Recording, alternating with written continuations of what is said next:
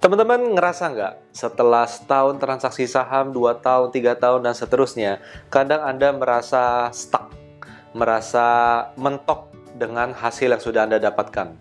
Jadi biasanya mungkin harapan awal adalah untungnya bisa lebih maksimal, tapi ternyata hasilnya tuh kok agak berbeda dengan apa yang kita ekspektasikan.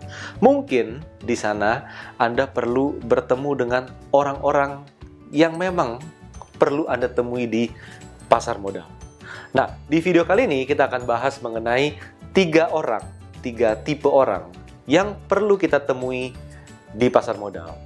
Terima kasih untuk Anda yang sudah subscribe video ini. Jika Anda belum subscribe, silakan subscribe untuk mengikuti video-video edukasi dari Galeri Saham untuk kedepannya. Nah, 3 orang yang perlu kita temui di pasar modal. Kadang pertemuan dengan mereka ini nggak perlu biaya kok. Paling hanya butuh networking ketika lagi ada acara, atau ngopi-ngopi santai, atau memang ya kebetulan ketemu berpapasan di sebuah tempat. Oke, nah di sini dari 3 orang tersebut, yang pertama yang Anda perlu ketemu ini bisa physical atau bisa juga ketemu di YouTube contohnya seperti ini, atau di Instagram dan lain sebagainya. Yang pertama adalah role model. Untuk membuat kita lebih termotivasi dalam bertransaksi saham, untuk lebih serius mendalaminya, kita perlu role model. Role model ini kebagi menjadi 2. Yang pertama adalah role model yang jauh, master role modelnya, gitu. Contoh paling gampang, di sini semua orang pasti kalau ngomongin investasi pasti ingatnya Warren Buffett, ya kan? George Soros. Kalau untuk trading ada Jesse Livermore dan lain sebagainya. Nah, role model Anda siapa? Itu yang teman-teman harus punya dulu, karena mereka menginspirasi kita dan kita menjadi mau untuk terjun masuk ke dalam pasar modal. Oke, itu adalah role model A, yaitu adalah yang eksternal atau yang jauh, istilah seperti itu, masternya. Oke, nah yang kedua siapa? Yang kedua adalah role model di sekitar Anda. Anda bisa dengan mudah mengaksesnya di, misalnya mungkin di kehidupan Anda sehari-hari, mungkin teman-teman ada teman Anda yang memang serius, tekun dalam bertransaksi atau investasi saham, atau orang-orang yang Anda bisa temuin di Instagram, sosial media, dan lain sebagainya. Oke, nah itu adalah role model kedua, yaitu yang di sekitar kita. Tapi di sini teman-teman harus ingat,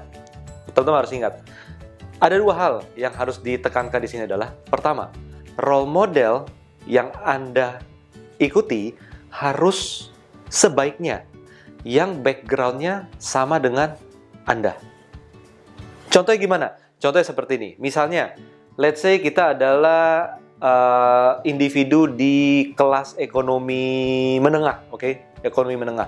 Patokannya apa sih ekonomi menengah? Well, saya nggak bisa menjelaskan secara spesifik patokannya seperti apa. Tapi contohnya seperti ini. Ketika Anda kalau beli mobil nyicil, beli rumah nyicil, uangnya ada, tapi nyicil karena apa? Ada budget.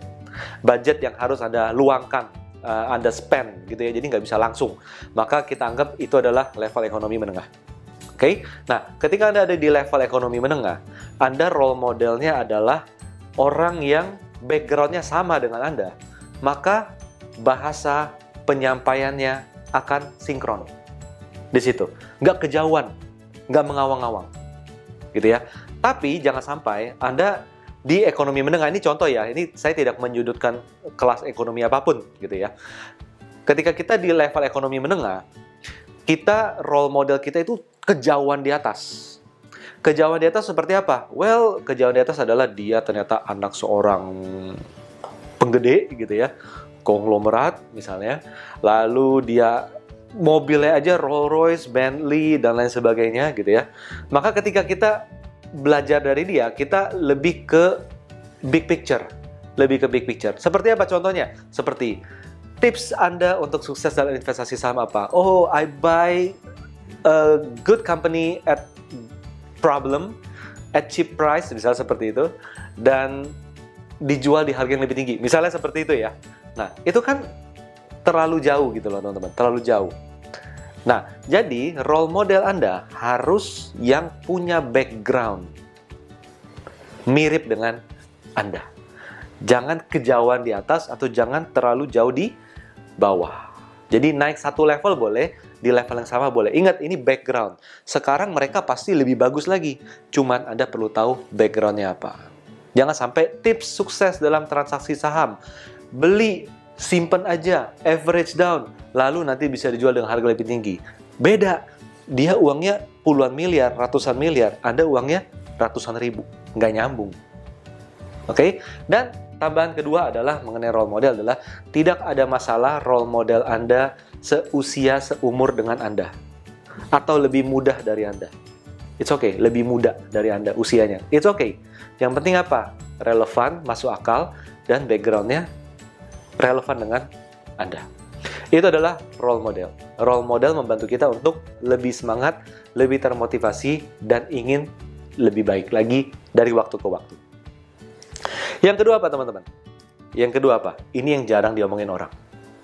Yang kedua adalah senior di pasar modal. Somehow, dalam perjalanan yang kalau saya pribadi alami, kadang titik balik kita dalam misalnya belajar saham, belajar analisa, lalu memahami pergerakan market dan lain sebagainya. Anda bisa belajar otodidak sendiri, bisa dari buku, dari mana-mana, oke? Tapi kadang bertemu dengan mereka, beliau-beliau ini, itu kadang memvalidasi, teman-teman. Memvalidasi bahwa, oh oke, apa yang ada di buku ini benar nih di sini. Oh oke, pengalaman bapak ini, pengalaman ibu ini, itu ternyata iya ya. Yang saya lakukan ini ternyata kayaknya agak melenceng deh. Oh, atau yang saya lakukan ini kayaknya udah di jalan yang benar gitu loh. Jadi misalnya teman-teman sudah melakukan 5 hal, 1, 2, 3, 4, 5. Dengan kita diskusi, dengan kita ngobrol, dengan kita tukar pendapat, pikiran dengan mereka, itu kadang kita akan tahu bahwa oke, ternyata yang saya lakukan ini 1, 2, 3 udah oke, 4 dan 5 ini kurang oke, atau bahkan nggak perlu sama sekali.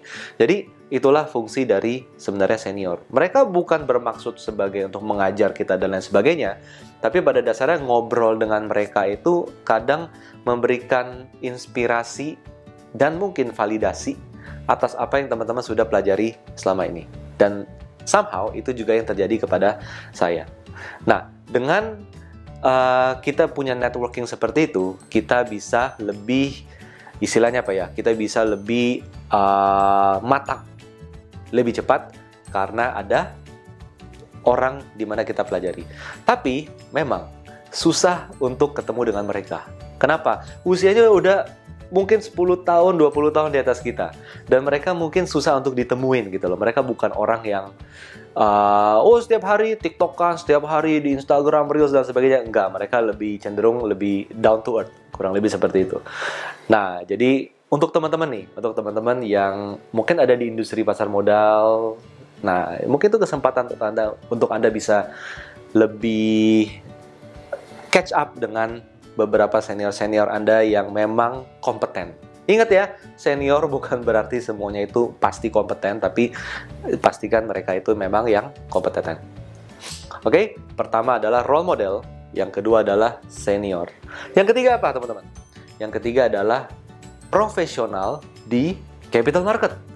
Anda bisa belajar dari stockbroker yang sukses, kredibel. Anda bisa belajar dari analis yang sukses, kredibel. Anda bisa belajar dari fund manager yang sukses, yang kredibel. Ingat, intinya harus ada hasil dulu gitu loh. Jangan sampai mereka Anda belajar ke orang yang memang profesional di pasar modal, tapi ternyata ya nggak menghasilkan apa-apa gitu ya. Jadi intinya harus yang memang berhasil di sana. Karena apa? Dari sanalah kita bisa belajar banyak. Contohnya, teman-teman punya kenalan dengan broker yang hebat, dia bisa menceritakan tips dan trik gimana cara melihat market, bagaimana mekanisme yang sedang terjadi, dan lain sebagainya, yang kadang itu nggak bisa Anda dapatkan kalau Anda cuman belajar online, teman-teman. Online, lihat di sosial media, dan lain sebagainya, itu nggak dapet gitu loh, itu nggak bisa gitu. Atau teman-teman ketemu dengan analis yang memang bagus gitu ya, memang berkualitas, Anda akan mendapatkan insight-insight yang out of the box gitu. Dan kadang Anda nggak bisa dapetin itu kalau hanya dengan ikutan webinar online dan lain sebagainya. Jadi kalau memang ada kesempatan untuk on-site offline event seperti itu, ya Anda harus pastikan Anda bisa ikutan. Nah, kenapa? 3 orang ini adalah sosok yang bagi saya itu perlu kita temuin di pasar modal. Karena 3 sosok inilah tempat di mana kita memotivasi diri kita bertukar pikiran, dan kita belajar untuk tumbuh lebih baik. Tapi ingat, jangan setiap orang yang kita temuin, kita dengerin 100% apa yang dia omongin, dan akhirnya kita bingung sendiri. Si A ngomong gitu, si B ngomong gitu, si C ngomong gitu, dan semua berbeda-beda. Karena stock market itu sangat besar, opini juga akan berbeda. Tapi, yang Anda harus lakukan adalah mencari benang merah.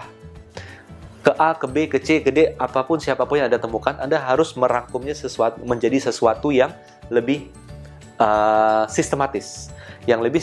Sehingga apa? Sehingga Anda bisa memperkaya pengetahuan dan metode yang sudah Anda miliki untuk naik ke level yang lebih tinggi.